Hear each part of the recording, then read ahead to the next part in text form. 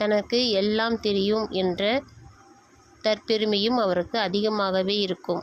நம்மளை தான் எல்லாத்துலேயுமே முன்னிலைப்படுத்தி செய்யணும், பார்க்கணுன்ற எண்ணமும் அவங்களுக்கு இயல்பாகவே இருக்கும். ஒரு ஸ்கூல் பசங்களாக இருந்தால் கூட அவங்களுக்கு அந்த ஸ்கூல் லீடர் அப்படின்ற மாதிரி ஒரு சின்ன இடம் வேணும் அப்படின்னு எதிர்பார்ப்பாங்க. அப்போது வளர வளர பெரியவங்களாக இருந்தாங்கன்னா ஒரு அரசியலில் இருந்தாங்கன்னா ஒரு கட்சி தலைவராக இருக்கணும்னு ஆசைப்படுவாங்க. ஒரு ஆஃபீஸில் வேலை செஞ்சாங்கன்னா ஒரு மேனேஜர் ப்ரொமோஷன் அடைஞ்சே ஆகணுன்றதுக்காக ஒரு கடும் முயற்சி செய்வாங்க. அதில் வெற்றியும் கிடைக்கும் அவங்களுக்கு முயற்சி பண்ணாங்கன்னா. அவங்களுக்கு தலைமுடி உதிர்வு பிரச்சனை அதிகமாகவே இருக்கும்.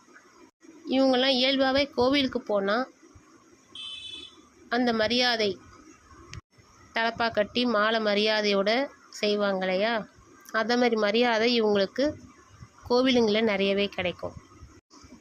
இந்த மேஷ லக்னத்துக்கு 5ஆம் இடம் பார்த்திங்கன்னா சூரியன், அவர் மேஷத்திலேயே உச்சம் ஆகிறாரு. அப்போ இவங்களுக்கு பூர்வீகம், குழந்தைங்களுடைய அமைப்பு எல்லாமே சுமூகமாகவே இருக்கும்.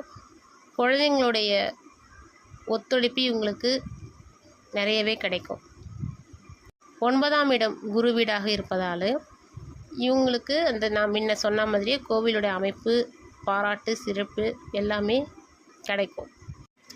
மேஷத்துக்கு 8ஆம் இடத்துல சந்திரன் நீச்சம் ஆகிறதுனால அன்னையாரை அனுதினமும் இவங்க மனசு கோணாமல் நடந்துக்கணும்.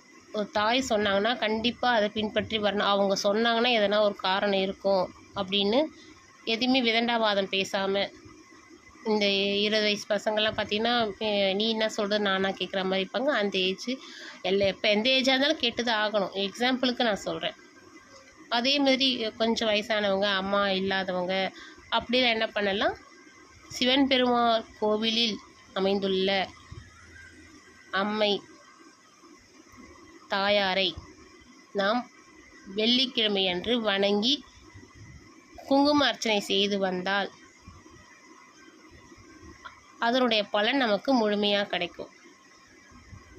எந்த ஒரு பாதிப்பும் இல்லாமல் நமக்கு சிறப்பாற்றலாக இருக்கும். 2வது, மேஷத்திலேயே சனி நீச்சமாகிறார். அப்போது எந்த ஒரு காரணத்தினாலையும் இந்த சுற்றுப்புற தூய்மை பணியாளர்களையே நம்ம இழிவாக பேசுவதோ இழிவாக பார்க்குறதோ, அவங்க பக்கத்தில் வந்தால் கொஞ்சம் தள்ளி போகாமல் சில பேர்லாம் இருப்பாங்க, அவங்க அதை மாதிரி இல்லாமல் நம்ம இறங்கி போகணும்.